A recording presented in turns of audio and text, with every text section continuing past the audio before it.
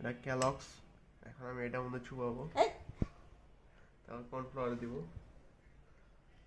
কয়টা বাজে? কি তুমি কি সকালে নাস্তা খাইতেছো না সন্ধ্যার নাস্তা? সকাল 6টা 10 বাজে। সকাল 6টা? হ্যাঁ। হ্যাঁ, হায় আল্লাহ। আমি অনেক ভোরবেলা উঠি তো, ভোরবেলা উঠে আমার এগুলো প্রোটিন জাতীয় জিনিস খাইতে হয়। সন্ধ্যা বাজে 6টা 10। সারাদিন না খাওয়া, একটা রোজা রাখলেও হইতো। আমি কাজ করতেছিলাম, না খাওয়া থাকবো না। আজকে মোটিভেশন আসছে কাজ করার জন্য। কি এটা?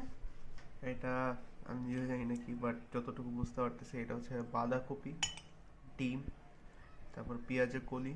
তুমি করছো, তুমি জানো না? আচ্ছা, বাট ইয়া নাইস। আর এটা soup? এটা স্যুপ। এটা কোন soup?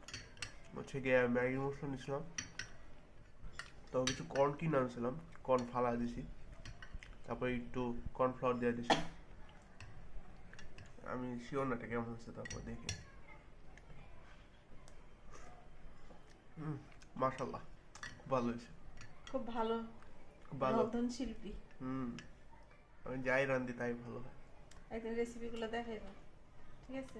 অবশ্যই, তোমার রেসিপিগুলো সবাইকে দেখাইবা। অবশ্যই। But এটা এটা খুব ভালো হয়েছে, এটা ভালো হয়নি। এটা ভালো হয়নি? না। আগে এটা খাই শেষ করো, ভালো হোক আর না হোক। Thank you. এখন ভাত খাবে তুমি, তা না করে তুমি সারাদিনে না খাইয়া তুমি কি খাইতেছো? ভাতে কার্বোহাইড্রেট থাকে, ভাত খাওয়া উচিত না। ভাত খেলে মোটা হয়ে যায় মানুষ। এরকম হালকা পাতলা খাবার খাও, শরীর ভালো থাকবে।